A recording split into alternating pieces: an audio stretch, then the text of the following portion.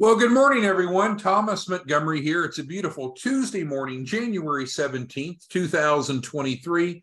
We get together with our distribution partners most weekday mornings at this time to talk about strategies, tips, techniques, share success stories, and support each of you.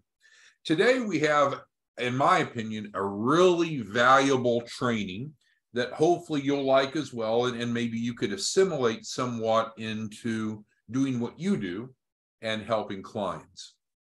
So our training today, as should be shown on the shared screen, is how to use accounts receivable, AR for short, to build wealth. We start with a quote from Robert Kiyosaki.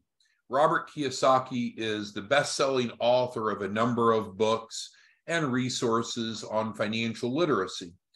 What Robert Kiyosaki wrote is, "The biggest challenge poor people have in building wealth is knowing the difference between an asset and a liability." And I bet you see this often too. When you're working with clients, it's somewhere between surprising and shocking how many entrepreneurs really don't know what an asset is or what a liability is, or the difference between the two. The difference between a balance sheet and an income statement, sometimes called profit and loss. So not being negative, I don't think Robert was being negative, I'm not being negative, but there's a lot of financial illiteracy, and understanding some of these key concepts are significantly important to the well-being of our clients. So I do ask, as we've talked in other trainings, see yourself as an advocate. Be an advocate for small business owners. Help them improve their financial literacy. Help them build lender-compliant loan packages, and let's work together to help them become credible enough to get the funding that they need to start or grow a business. So, going on with Rich Dad, Poor Dad and what Robert Kiyosaki taught us. And if you've not read this book, I encourage you to consider picking it up. But within Rich Dad, Poor Dad, what Robert Kiyosaki taught us is that rule number one of wealth building, again, is the difference, knowing the difference between an asset and a liability, and the importance of buying assets. He states, rich people acquire assets. The poor and middle class acquire liabilities that they think are assets. So let's have a little quiz here. So I'm going to ask each of you to participate. You're going to respond. I didn't set up a formal poll, but you can respond in the Q&A of Zoom. So it's like a chat box. So I'm going to ask you a question, and I want you to type, please, is it an asset or is it a liability? Is it an asset or is it a liability? So let's say you and I go out to the new car dealership and we buy a new car. Is that new car an asset or a liability? Go ahead, I'm going to give you a moment to record. And it's a bit of a trick question, but it will give you a moment to respond. Well, it is an asset in the sense that it's something that you own. It probably won't appreciate in value, it probably will depreciate, but it is an asset. Now, the issue is you probably took out a loan to pay for it, and that's a liability. And unless you pick just the right type of car or put a lot of money down, you probably have negative equity. So what we want to focus on are assets that grow, assets that increase in value, not assets that depreciate. So now let's turn around and talk about, let's say that you went out and bought an apartment complex. There's an apartment complex for sale and you go buy it. Is that apartment complex an asset or is it a liability? Which one is it? We're buying an apartment complex now. Because what's the goal? We want to buy the apartment complex. Maybe we have to do some rehab. We'll ignore those details for a moment, but we want to rent out the units, don't we? Right? And what happens when someone rents the unit? They pay rent. And the goal, of course, for this example of owning a rental property is that there's more money coming in than going out. So there is an asset. The apartment complex is an asset. It's something of value that we own. We might have had to borrow money, get a mortgage to finance it, but it could very well be an asset that grows in value because real estate typically does. And also it could be producing positive cash flow. In contrast, that automobile example a moment ago, unless you're going to go drive Uber or Lyft, and we'd really have to debate on those numbers to see if it's profitable or not. But normally vehicles are not asset producing. Now, if you're a dump truck driver and you buy a dump truck and you fill it full of loads and your clients or your boss or whomever pays you, of course, that's income producing. But you can see that we need to be able to step back and identify, is something an asset or is it a liability? And if it's an asset, is it going to be income producing? Now, you might argue and say, well, everyone needs a car for transportation unless you live in some major city with centralized transportation. I understand, but we best be considering buying assets that grow and assets that produce positive cash flow if we want to create wealth. So we move on to the next point that Robert Kiyosaki teaches us. And this is one that I like a lot because I think some people expect too much for free. So he states, assets are not acquired for free. That's too good to be true. And he went on to talk about that's really financial illiteracy. It's not realistic that we're going to be able to go get assets that grow, assets that produce income for free. That probably won't happen. That'd be very unusual. So he said instead, Robert Kiyosaki, successful rich people buy assets for little money down and leverage available 0% interest financing. So there's two philosophies when it comes from taking on debt. As a consumer, let's say that you and I were going to go buy that car and let's say we want to get a new Escalade and we're going to spend $120,000. Is that smart? Well, as a financial decision, probably not. Maybe it's what you want to do and you want to reward yourself, makes you feel better. That's fine. We're not judging anyone. But is that a smart decision to borrow money to buy a $120,000 depreciating asset? Probably not a smart decision economically. But if we were to go borrow money to go buy that apartment complex we talked about a moment ago, and if we project, because who knows what the future holds, but if it projects out that it's going to grow in value over time and spit off positive cash flow, is that smart? Yeah. So debt is different when we think about businesses versus consumer debt. And you have Dave Ramsey and other experts that really are on the consumer side. Debt's bad, debt's bad, debt's bad. Well, from a consumer perspective, that's fine. Let's not argue that point. But from a business perspective, it's called leverage. And that's the point that Robert Kiyosaki is making, is that we tend to leverage. And so when let's say we wanted to go buy a franchise, a Domino's Pizza, let's say your town, and my town, by the way, doesn't have a Domino's Pizza franchise. And so the last I checked, because I did consider it, that's why I bring it up, I think it was a $75,000 franchise fee. I believe that to be true. Now there's other costs, but let's just go with that. Well, if I needed to go borrow $75,000 to buy that franchise, is that smart? Well, it could be based upon the projections. Sure, it could be profitable. So point here, not so much on the screen, but just building off of it, is when we think about using debt for leverage, that can be very smart, instrumental, and commonplace in business, where using debt for consumer debt is a much different beast. So we always need to separate the perspective of business debt versus consumer debt.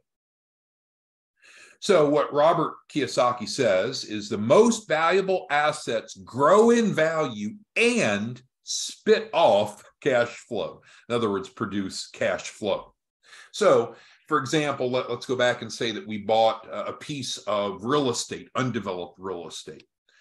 Now, each year it might grow in value and we might sell it in the future for a profit. But if it's just undeveloped raw real estate, it's not creating positive cash flow. Probably it's creating negative cash flow, isn't it? Because we're probably going to have to pay taxes on it. And if there's any type of structure, probably some insurance. So does that mean it's a bad deal to own just raw real estate? No, but it doesn't meet the characteristic that Robert Kiyosaki is teaching us. We want assets that do two things. They grow in value and they spit off positive cash flow. Sound good so far? So we already used the apartment complex. Here we use the rental home. So it goes back to the point that we can't expect to acquire real assets for free. So if you and I went out, we wanted to go buy a rental home, would we go look for, would we go to Zillow or Trulia or try to find some free house that we can buy? Of course not. There's not going to be a house for free. We're going to have to buy it. So assets we're going to need to acquire, but then the goal is to turn it around. In this case, rent it out. The tenant pays more than our mortgage and our other expenses, and we create positive cash flow. I think I told you, my neighbor, one of my neighbors, owns several Sonic franchises. So he was in, or is in, over $1 million for each Sonic between the franchise fee and getting the land and building it out. That's a lot of money. That'd scare me to death to spend $1 million per franchise. But what happens? He doesn't work. The man doesn't work.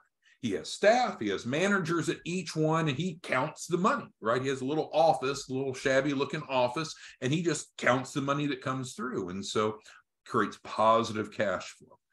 So with rental homes, you could acquire one or multiple. Hopefully the house grows in value over time. We keep it rented out and we're creating positive cash flow. So now let's tie more back to our topic today.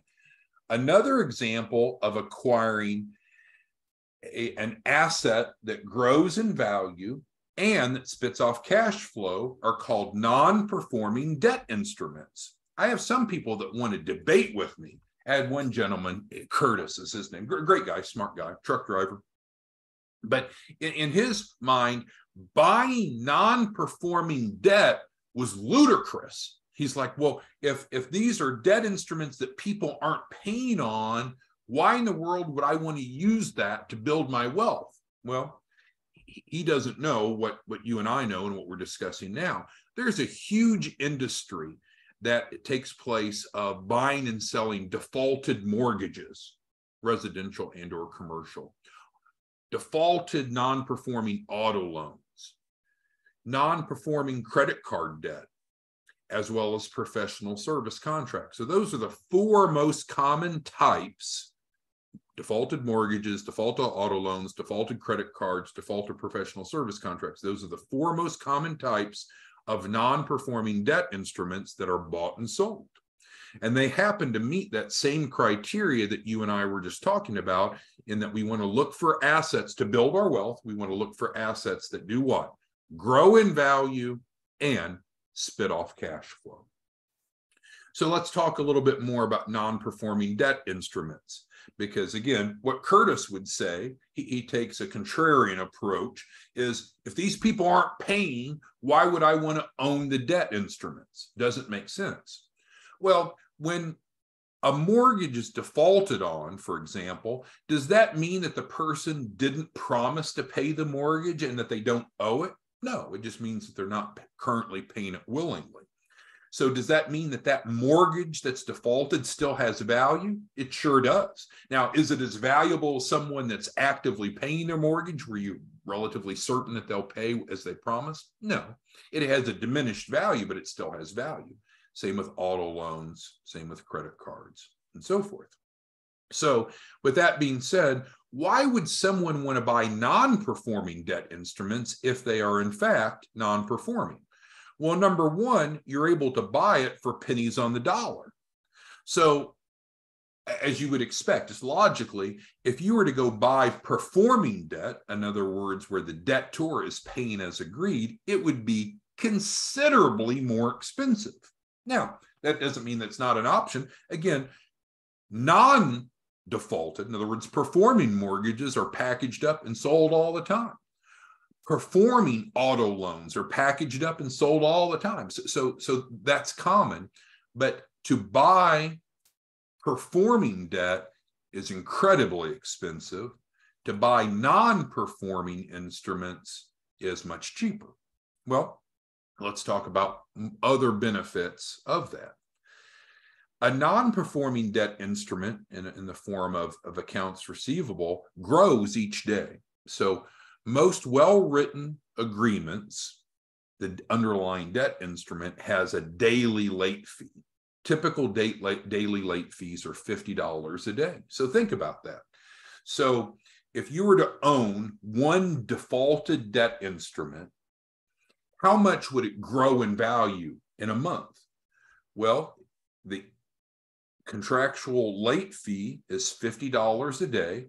On average, there's 30 days in a month. So each month, that debt instrument has increased in value by $1,500. Let's do some math on that. And I don't want to overwhelm us with numbers, but let's say that debt instrument was a $10,000 debt instrument. Nice, even round number. But it went up by $1,500 this month. As a percentage, that debt instrument increased in value by 15%. You know, the stock market, of course, didn't perform well last year, but in a good year, in a great year, the stock market wouldn't be expected to go up 15%. Here, the debt instrument is growing by 15%, not by hope or by chance, but by contractual design, and not in a year's time, but in a month's time. So debt instruments can grow in value much, much quicker than just about any other asset. What's the third benefit of buying a non-performing asset like an accounts receivable? Well, it serves as collateral for funding. And this is the primary reason that we have clients that buy debt portfolios, is because we look at their financials, which could be their personal financial statement, which shows their net worth as an individual, and or their balance sheet, which shows the assets of the business. And in many cases, small business owners have what's called a collateral shortfall. In other words, the amount that they want to borrow is more than the collateral they have to pledge. And so now we have an inconsistency. So these debt instruments that we're talking about can, in fact, be legitimate, legal, credible collateral that can be pledged for funding. So that's the third benefit. The fourth is it can still improve liquidity on paper. And you might say, well, how can that be, right? So if I go out and buy a $10,000 non-performing note, and so now I'm paying for that because we've already agreed we can't buy assets for free. That's too good to be true. So I buy an asset that is going to cost me money because I know I can't get it for free. That's too good to be true. How can that improve my liquidity? And we'll talk more about that in a moment, but it's based upon the formula of liquidity. It instantly increases the liquidity of what we call the debt buyer. And I'll show you how in just a second. And then also positive cash flow. We can liquidate the accounts receivable. So let's say that you and I go out and form a lawn service. I know it's the wrong time of the year probably to start a lawn service, but let's say we go out and form a lawn service and we go out and get some contracts with some commercial buildings to take care of their yards for this upcoming year. And they sign the contract. So now we have accounts receivable. They owe us money for cutting the yard. They haven't paid us yet, but it's accounts receivable. Well, do we want just to have accounts receivable, or do we want to liquidate that accounts receivable and get them to pay us? So we want to convert from one asset to another. We would rather have cash than AR, but it may start as AR, as in that example. And so that's the point of number 5. So there are a number of benefits of using non-performing debt instruments. Cheap, they grow, collateral for funding, improves liquidity, which I didn't describe fully yet, but I will in a moment. And it can create positive cash flow. A lot of benefits. So let's drill in here and talk about how AR financing can help our clients build their wealth as well as get qualified for funding. So number one, accounts receivable can serve as collateral on the balance sheet, helping qualify for funding. I was just helping a client this morning. She operates a dental practice in Dallas, Fort Worth, Texas. And so we just got her approved this morning for funding through one of our preferred lenders. When she came to us, she had a collateral shortfall. Well, that's part of the approval process, is they ask and look for collateral.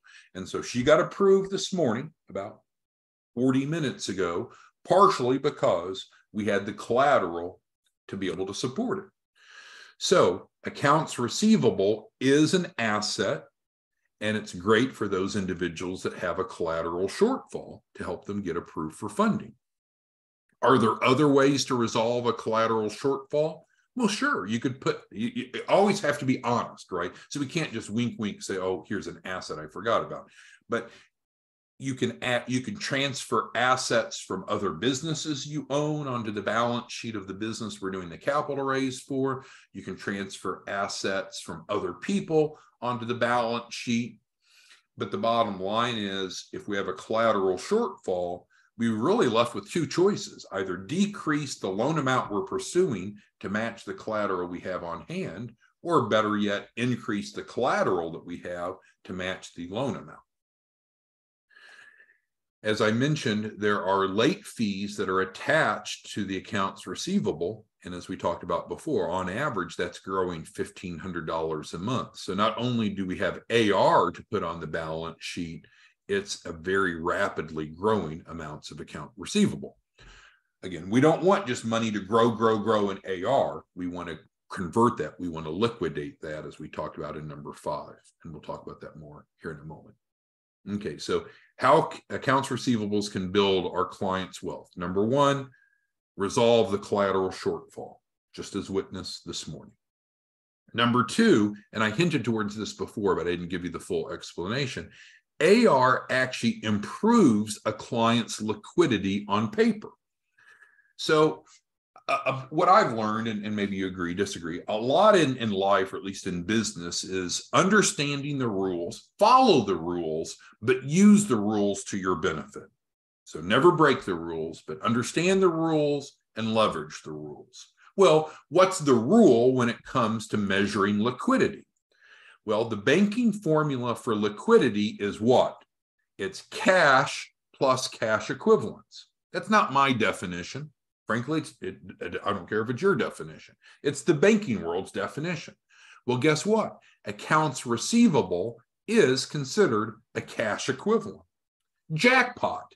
So now not only does the client have the collateral on the balance sheet to qualify for funding, they also now are more liquid, because a lot of times these small businesses, they don't have a lot of liquidity. Liquidity is what again? Cash plus cash equivalents. So I had a client yesterday, and I'll make note of this, not making light of it, working on the client's file, getting ready for funding. And the client submitted that they had $200,000 of cash. It's like, wow, that's really good. Do you have the statements to verify that? Uh-oh, we better reduce it. It's like, well, no, we're never going to lie on these loan applications. We shouldn't, we couldn't, we won't. We're not going to lie. So we can't just make up numbers. That's bad. That's criminal. We won't do that.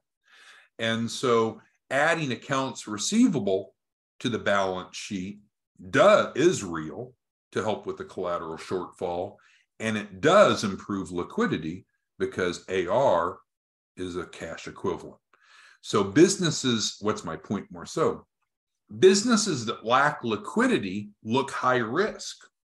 And so what you and I do for clients is we can use the collateral support program, the accounts receivable, to address the collateral shortfall, but also improve their liquidity if that's an issue. And these two happen together. So it's not like one or the other, they happen automatically. Third is accounts receivable can increase positive cash flow. No different than you and I talking about buying apartments or rental homes with the intent of collecting rent. Therefore, the rental income is greater than our expenses. And so we're cash flowing positive. That's exactly how we've developed the collateral support program.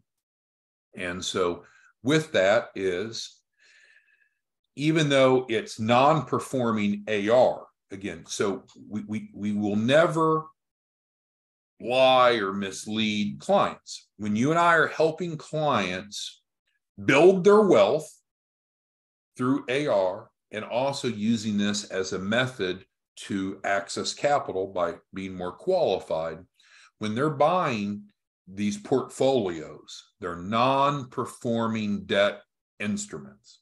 But are they still collectible? Absolutely. Therefore, non-performing AR, even though the debtors are not paying as agreed, that doesn't mean that we can't extract the money that's owed from them. And often we'll do that through litigation. I had about a 30-minute call with a gentleman today, very sophisticated in this space, and he absolutely loves it. Loves it. He says, we'll see, people talk, but I believe he's got 30 clients to bring in today. He's signing up as a white label partner this morning. He might have done it as we've been doing this Zoom. But the bottom line is we can take clients and help them liquidate the debt portfolio through litigation. And that's what he really liked. He didn't have to roll up his sleeves and chase after the debtors. We'll do that for him. And so we use some very advanced discovery and trial litigation strategies to liquidate the receivables. So let's kind of wrap it up and then we'll address any questions that you have. Our goal today is talking about how accounts receivable can be used to build wealth. We made references to Robert Kiyosaki, the author of Rich Dad, Poor Dad, and how he talks about why many people struggle to accumulate wealth during their lifetime is they don't understand some basic principles, such as the difference between assets and liabilities, and the importance of acquiring assets that grow in value and that spit off cash flow. Most people say, well, even if I know that, that doesn't help me. I don't have the money to go buy a rental home, or I don't have the money to buy an apartment complex. Well, the truth is, and we've talked about this in separate trainings, there are different sources of business funding that's available, some of which have 0% interest. And we're talking about cash disbursement loans. And there are some of these business loans that are focused specifically on challenged borrowers. We have one program we talked about recently that's focused on helping small business owners who have less than a 600 credit score get approved. Less than a 600 credit score. So with that being said, we also talked about the benefits of non-performing debt instruments, and we wrapped up just a moment ago talking about how you and I can help small business owners use accounts receivables, debt portfolios, if you will, to build their wealth, because it builds their balance sheet, so it resolves the collateral shortfall that they have, improves their liquidity, so they look better on paper, again, for funding, and it can literally increase their cash flow through our litigation program. I'll make this a little smaller. Who has questions, comments, concerns on the broader message of wealth building, or the more specific message of how you and I can help small business owners through the collateral support program, which is in fact composed of accounts receivables? Who has questions, comments, concerns? All right, so Timothy brings up a good point, and that is a valid one. So let's hit that. So if you have performing receivables, there are different ways to liquidate performing receivables than there are non-performing, because we've been very transparent here, right? You and I have been talking today about non-performing receivables. Why? Because they're much cheaper and they still fulfill the other requirements such as collateral and liquidity. So what Timothy's hinting about, which is good for us all to discuss, is when we think about factoring or AR financing, those are financing mechanisms that are typically reserved for performing assets, performing debt versus non-performing. So for non-performing debts, we typically will use litigation as a strategy. Now, in some cases, we can just initiate the intent to litigate, and that will get people to pay. In other cases, we actually file the suit, and that motivates them to pay. In some cases, we go through the discovery process, and that motivates them to pay. Or, frankly, 80 to 90% of people will do nothing, will get a default judgment against them, and then, of course, liquidate from there. All right, so JP, one of our newest white label partners, welcome aboard, JP, asked the difference between unsecured and secured non-performing loans. So that's a great point. So what we're talking about here with these accounts receivables are they're technically secured in the sense that they are tied to business and personal assets in most cases. And so there's a guarantee by both a business entity and the owner of the business. So they're both accountable. But these are not secured in the sense that they're not tied directly to real estate or automobiles or equipment. So what we're talking about today is helping you and I, all of us on the call today or listening thereafter, helping our clients build wealth while also accessing capital to start or grow a business. Those two work hand in glove. They're not competing choices. You and I think, need to be more aggressive, more assertive in educating clients about how to build wealth and how to use accounts receivable to build wealth. What's in it for you? Well, it's real simple. You make $5,000 every time you help a client use our collateral support program, which are receivables. And so I realize $5,000 isn't that big of a deal probably to most of you, but there's a lot of clients that are not building wealth. There's a lot of clients that do not have adequate collateral. There's a lot of clients that do not have proper liquidity on paper. There's a lot of clients that could benefit from positive cash flow. And to you, by getting that collateral support program in their hands, you make an easy $5,000 each time. So if you're an active white label partner, we should be helping 2 clients a week on average, 8 a month. If all 8 of those had a collateral shortfall, and they may not all, but do the math on that.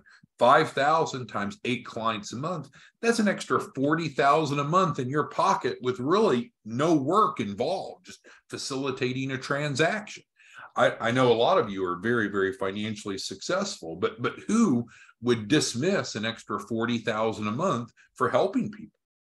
To a lot of us, to me, that's a big deal, and that's well within your abilities. All right, we're running a bit long, which is my fault. Any other questions on these important topics? We had the macro topic about building wealth, and then we had more of the micro topic on specifically the collateral support program and how you and I can help individuals build their wealth while getting positioned for business financing, which is our primary focus. This all ties into our threefold purpose, right? We'll close on this. What is it that you and I do together?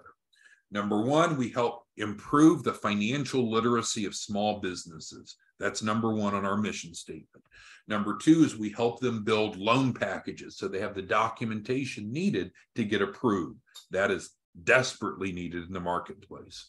And third is we help them become credible enough to get approved. Because just because you want money doesn't mean you'll get approved. You have to be credible enough. Well, what does credible enough mean? It usually falls under the 3 C's: credit, collateral, and capacity. You and I have the tools, the resources, the intent, the willingness, the experience, the education to help individuals become credible enough on paper to get at least 100,000, guaranteed in writing, at least 100,000. But that doesn't happen just by wishing or dreaming or even praying. That happens by improving their credibility on paper. And this strategy here is a proven way, a legal way, an effective way, a fast way to improve their credibility on paper. All right. Well, thanks for everyone. If you have questions, go ahead and reach out to us individually. Sorry for running long. We'll see you back tomorrow morning. But this is, in summary, a very important point. I hope that you'll think about this, maybe reflect on it, maybe come back and watch the training again, because this can make a difference in a lot of people's lives if you will assimilate it and leverage it. Thanks, everyone. See you tomorrow morning. Bye-bye.